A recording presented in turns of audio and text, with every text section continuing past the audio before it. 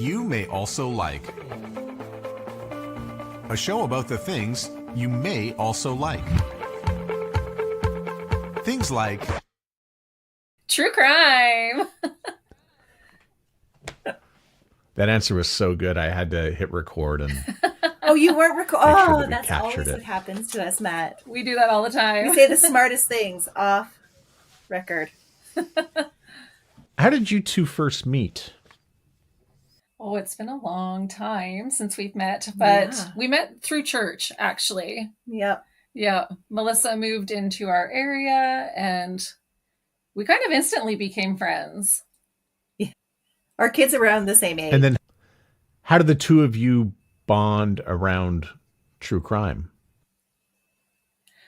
I don't know if you could say that we specifically bonded over true crime, but we kind of bonded over creepy things, maybe. Yes.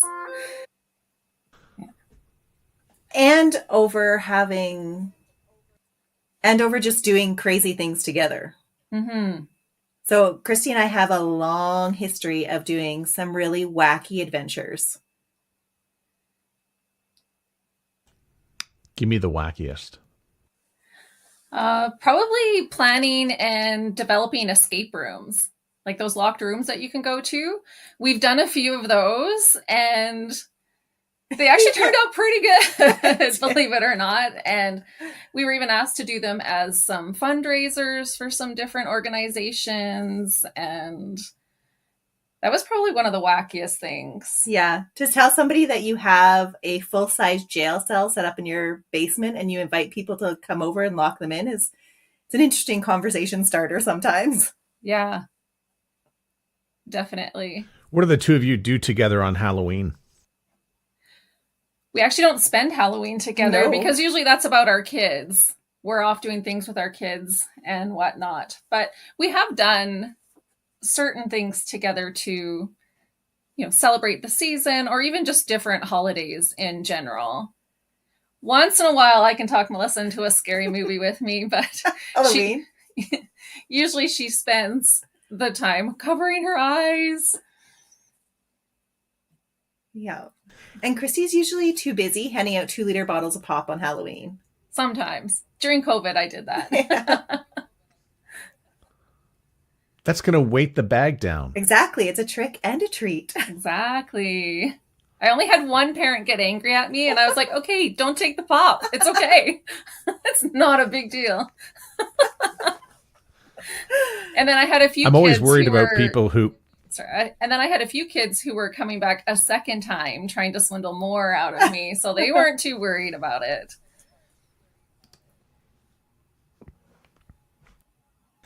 I'm always worried about people who complain about getting something for free. Right? He was upset because his daughter was little. And I was like, well, you don't have to take it. You can skip our house. It's okay. But the neighborhood kids were pretty excited when I did do that. Do you find when it comes to scary movies that there's always one person who has a different threshold than another person? Definitely. And those two people usually become friends. Yes. That is definitely the dynamic between Christy and I. She has a much, much higher tolerance. It's true. Because I'm her friend, she'll drag me out to the movie theater, and honestly, I miss the majority of the movie. I get the first 5 minutes, and then as soon as the scary music starts, I'm covering my eyes. Yeah. Often I'll look at her and see her covering her eyes or plugging her ears. Before there was true crime podcasts, how did you get your true crime? On TV, I guess I would say. Unsolved Mysteries, Dateline. Yeah. My mom was always into true crime and those kinds of shows. So from pretty little, I would sit there with her and would be pretty fascinated with that type of thing. I love the CSI shows. Yeah, they're good. Which surprisingly, Is there a Dateline? I was going to say, surprisingly, CSI takes a lot of inspiration from real true crime cases. Because as I've researched some, I will discover that they have had episodes done on this killer. Is there a Dateline episode that you remember fondly from your youth? Not me. I can't pick out one in particular. No. I do remember from How my about a youth, televised though. court case? Oh, sorry. Oh, carry on. I was just going to say, I do remember from my youth, though, having to do a report, and I might have only been grade 6, and I chose Jack the Ripper. And that was the first time I really dove into a serial killer, and I was so disturbed and so fascinated at the same time. So I've had that interest from a pretty young age. Yeah, that is something that Christy and I both share. Even in even in school, we've done reports on. I remember doing a report on the blood analysis of the JFK assassination for my physics project.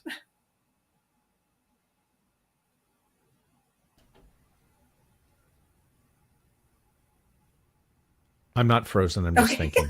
Okay. I was like, I'm out of here. You girls are weird. End of interview. I don't know where to take that, girls. I had the question and then I forgot it, but now I've remembered it. Has there ever been a TV court case that you've been fixated on?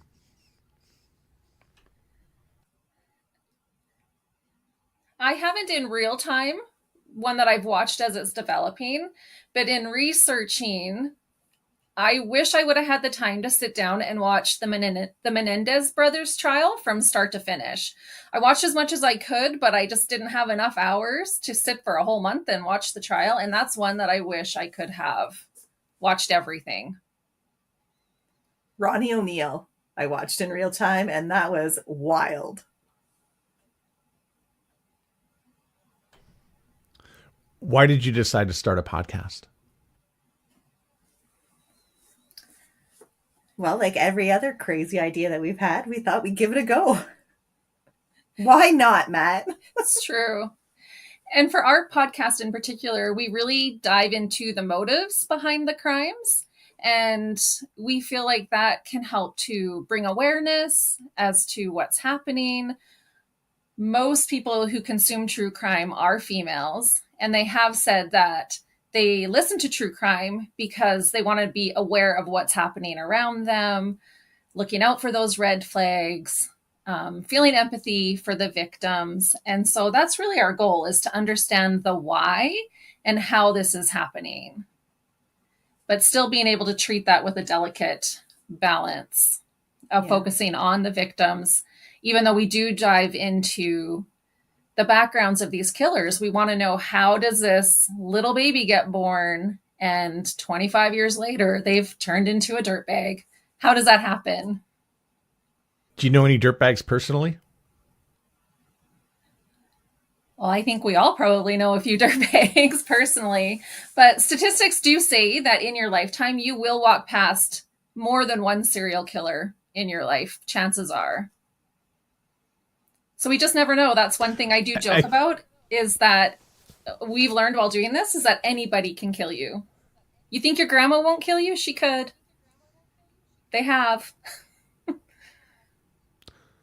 I think a lot of people are surprised by the number of times that murder happens within a family. Oh, definitely. Those types of cases really fascinate Melissa. Yeah. How do you go, or how do you murder somebody that you're supposed to love and cherish and care for? Mm-hmm. That is, how do you get from point A to point B? And that thought process is fascinating to me. I'm always surprised by the people I went to school with. So, been to school, maybe university, with hundreds of people.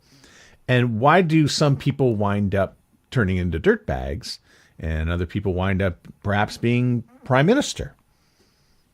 Right. It is interesting. And it's fun to get feedback from our audience and be like, I went to school with that person. I remember them like this. And it's interesting to hear their take on what I was already seeing that then, or, oh, I had no idea. He was just the nicest piano player kind of thing. Mm-hmm. That's fascinating to me, by the way, that you're getting feedback after the show is coming back about the people that you're talking and researching. Have you ever thought, or have you ever had to go back into an episode to add in a little bit more because you received new information about a case? We've done that with the Bruce MacArthur case. And we don't necessarily go back and add it into the case, but we kind of provide little updates occasionally. Mm-hmm. It is interesting. Tell me about the research that goes into your episodes. Sorry, Matt, say that again. No, carry on. Oh, no, I was going to say, you carry on with your answer. It has been interesting when we get our listener feedback, and maybe it's not necessarily about knowing the dirtbag or knowing the victim. That happens a lot, but the ones that always shock me are the case or the listeners that resonate with the victims. And I was in a similar situation, especially when we cover the domestic violence or intimate partner violence. There are so many of our listeners that reach out and talk about, oh yeah, that was a pattern that I experienced, and this is how I was able to get out. That is always shocking to me. Mm-hmm. It means that this is more rampant in our society than we maybe are aware of. Tell me about how you decide to do an episode on a particular dirtbag. Comes through all sorts of kind of avenues. Sometimes the victims' families reach out to us and they want us to cover a case, or sometimes it's the victim themselves that really speaks to you and you just want to tell that case. I know that I had that experience recently with the Ashley Wadsworth case. I just thought the world of who this person was, and her case needed to be told for me. I just needed to tell it. Mm-hmm. Tell me about the research that goes into that particular case, because you were eager to do it. So what is it that you need to do in order to do a full episode? Maybe it starts with Google, but what else is there? Oh, there's so much else. So lots of Google searches, but then we're using our databases for looking up the actual court cases, things like that. There's been cases where we've actually traveled to the sites or the scenes to get a real feel for what's happened there, the towns where they've lived in, things like that. It takes a lot of research, because there's the surface stuff when you first just Google someone's name or a case. But then as you go through it, like Melissa said, if we can find autopsy reports or court transcripts, or often appeal documents are easier to find, which will have a summary of the case in there. And so we try to stick to documents and sources that we know are reliable, because you can find misinformation out there as well. Yeah, a lot of our research is actually fact checking. The newspaper said this, but was this actually the case? Have you had to roll anything back because you found out after that you published an episode that that wasn't quite right? Not yet. Not yet. Fingers crossed. Knock on wood. Yeah. I'm sure it will happen eventually. Mm-hmm. And if there's ever something that I'm not 100% sure on, and maybe if it's just even a trivial thing of how many brothers and sisters they had, I will say there's differing reports of how many siblings they had, but this is what I'm going with, and this is why. So I do try to put in, and Melissa does as well, those little disclaimers if we're not 100% certain on a certain aspect of the case. And a lot of the times too, sometimes it doesn't come down to the fact of the case, but it's the perception of what people had about a situation. And so it's not necessarily that we're presenting misinformation. We're actually presenting just a different perception. And that does happen quite a lot in our cases because we focus so much on the dirtbag themselves. This is what they thought, and this is how they perceived the situation. And so this is why they reacted that way, that kind of thing. Going off of their own testimonies, which sometimes aren't factual. Mm-hmm. Tell me about the writing process. So one of you will write the story, and I just feel like somebody's reading part of the story, and then there's a reaction to it, and then a little bit of break. I feel like this is a scripted show, but it's not that scripted. It's scripted conversationally. Right. So Melissa and I, we each research and write our own episodes. And so even when we're doing that, we don't even tell the other person the name of the person that we're covering. So when we go to record, if it's my turn to do an episode, Melissa doesn't even know until we hit record who I'm going to be talking about or what my case is about. So then I will use my notes that I have spent hours writing to tell her about this case. And so any reactions and conversations that we have throughout the episode is not scripted because she has no idea what I'm going to say. And so it's very authentic, our interactions on the episode. But of course, we have to have notes. It's too much information to have all of that stored up in our brains to be able to tell it all correctly. Right. And get the facts straight. And I think when we were developing the podcast, that was a really important part for us when we were deciding how we wanted to do this was that, yeah, we were going to use a partial script because there's certain aspects of the case that sometimes in conversation you lose just with the flow of a conversation. And so with having part of our episodes scripted or our personal show notes scripted, we're able to hit on those parts that we really felt needed to be talked about. So then we don't have to go back and add things in that we forgot or Right. maybe said wrong. We have all our facts right there with us. Like, for example, again, going back to the Ashley and Wadsworth case, we really wanted to talk about and touch on how dangerous it is for a victim if they tell their abuser they're leaving. And so it had that come out and we just kind of flowed through natural conversation. Sometimes those aspects are missed because you forget about them or you don't quite touch on them the way you wanted to. And so having a partial script actually allows us to make sure we're hitting the points that we want to hit. Definitely. And after that episode, we actually had a listener comment about how that was the most dangerous time was when she was trying to leave her abuser. Yeah, so that's a life hack. And that's kind of the business that you're in when you're telling these stories is people are really here for the life hacks about how not to get murdered. And that's a scary one. I never really thought, I guess the danger zone is that period. Well, I'm leaving you. Right. And Matt, you're not alone. There's so many that don't actually recognize that. And so that's part of the exciting part of the podcast for Christie and I, because we can share that information in a way that's digestible and people are willing to learn about. It resonates a little bit more with them. Mm-hmm. Because also in that case, is it called Clare's Law? Yes.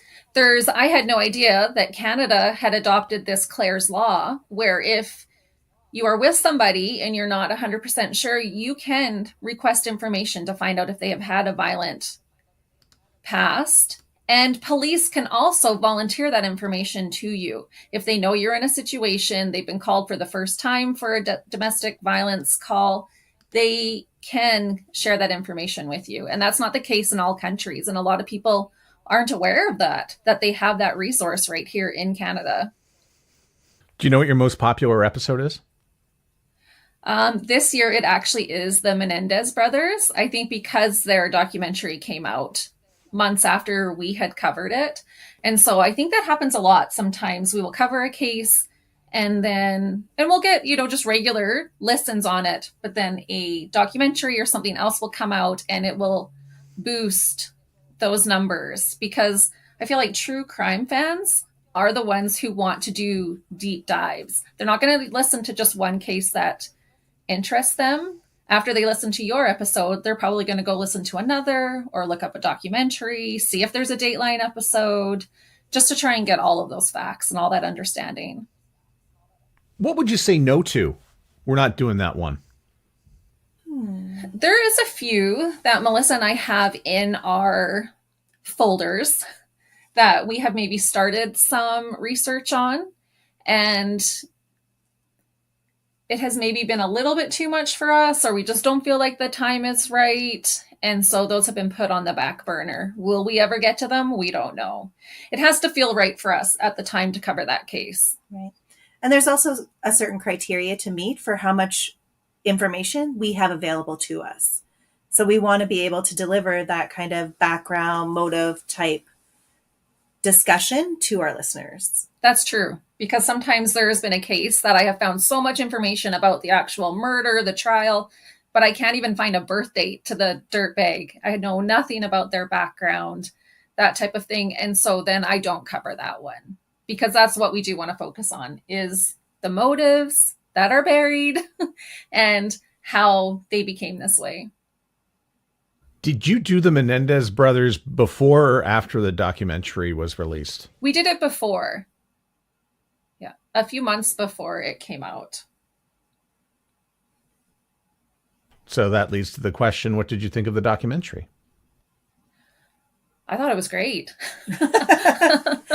She loves to consume all true crime. Yeah. Anything's great. So, because I think, like I said, I was so enthralled in that one, because there's such a divide in people's opinions. Some people think, okay, they've served their time. Some people don't believe that they were abused as children. Other people wholeheartedly believe it. And so that changes your perspective on that case. And so I just found it super fascinating. And that's why afterwards, even though I had spent hours and hours and hours digging into that case, I still wanted to see the documentaries afterwards about it. That's what's so interesting about digging in to the motives and what actual facts are going on behind the scenes, instead of just the sensational cases that we're seeing on TV. Like I remember with Lance Butterfield, had you not known what had happened in his family prior to him killing his father, it would have just looked like a spoiled kid, angry that he didn't get his own way. Mm-hmm. But that was not the case at all. And it does change people's perspectives on their crime and punishment and what we should do with them in society. We got new information about the Menendez brothers from a member of Menudo who said he was sexually assaulted by manager, dad, as it were, in this case. That's rather new information. Does that sort of change your opinion about whether or not you think the children were abused? I actually had that information in my episode. I had discovered that before I had put it in my episode. And so I personally do believe that they were abused. They did kill their parents. Should they have killed their parents? No. But I do believe that they were abused. I think that did happen. I do believe that they felt that they didn't have a way out, not to excuse what they did. But I also feel like maybe the fact that they were young men, they were treated a little bit differently, because there's a female murderer who talked her boyfriend into murdering her mother and has recently been released from prison and became a celebrity over it. So I do feel that in this case, there is a bit of a double standard that way. Mm-hmm.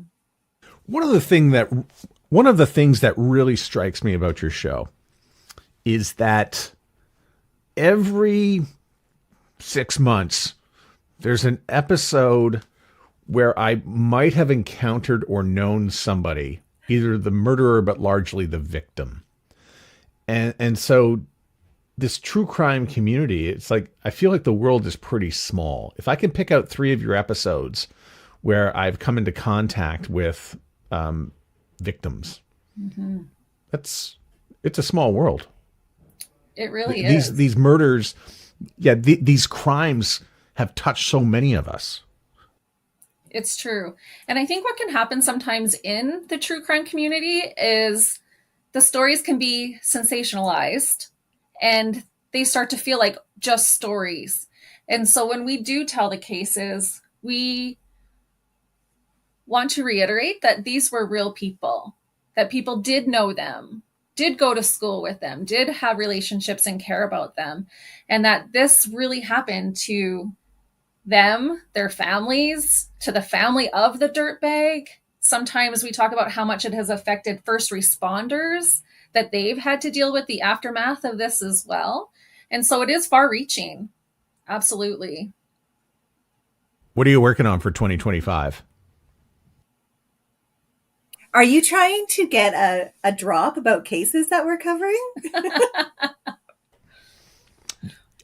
By all means, and you don't need to part with that information. I was just wondering if, I was actually fishing for a little sneak peek. No, I can't tell you that because then Christy would know, and then her reactions would not be genuine. That's true. Understood. I will say, though, that my first episode back in January, after we take our little break, is a big one. And it's one of those classic serial killer cases that I feel like I couldn't even make up this information if I had tried. I've got a shocking one for you, too. Okay, great. Tell me about the editing and the production of the show. Oh, that's the part you I record it. Like. It's one thing to get together to have the conversation, and it's like, okay, now we've got a lot of material here to edit. Now what happens? So just like we do our own show notes, we do our own editing. So we each take we take our raw notes, our episode that we've recorded, and then we edit that down. Take out information that doesn't need to be in there. Sometimes we get off on a tangent, we go down a rabbit hole, and we talk maybe a little bit too long about something, and we don't want to waste our listeners' time. We know that that's valuable, so we'll cut that back and just keep in the key points of that. We're pretty particular when it comes to the sound of our episode, so taking out mouth noises and that type of thing. And then once we've gone through it ourselves, that's when we send it off to the other person and have them do a quick proof of it before uploading it and getting it ready for our audience. All that boils down to is it's a huge process. It is. It's a lot of work. So what's one piece of advice you would give somebody who wants to start their own true crime podcast and be like you? Just keep at it. Yeah. And it helps to have a co-host. Yeah. Because then we can split up that work a little bit too. But when I was researching about starting a true crime podcast, one of the key things that I kept reading was write out an idea of your first at least 10 episodes. Can you come up with 10 episodes of what you would want to talk about? And that I was able to do easily. I came up with 100 episodes that I would want to talk about. But basically the idea is if you are struggling to just think of what you could do for 10 episodes, maybe that's not the right avenue for you to go down. If you can come up with a lot and know what you would want to talk about for at least that many, then yeah, go for it. Yeah. And if you're just starting out, make sure you do your research, because there is so much more than just recording your voice and telling a story or talking about a case. There's all the behind the scenes stuff that we weren't exactly prepared for. Mm-hmm. It was a lot of learning. It's a steep learning curve to start up a podcast. So what's one thing that you have learned about starting a podcast that you're very surprised about? It's way more work than I thought it was going to be.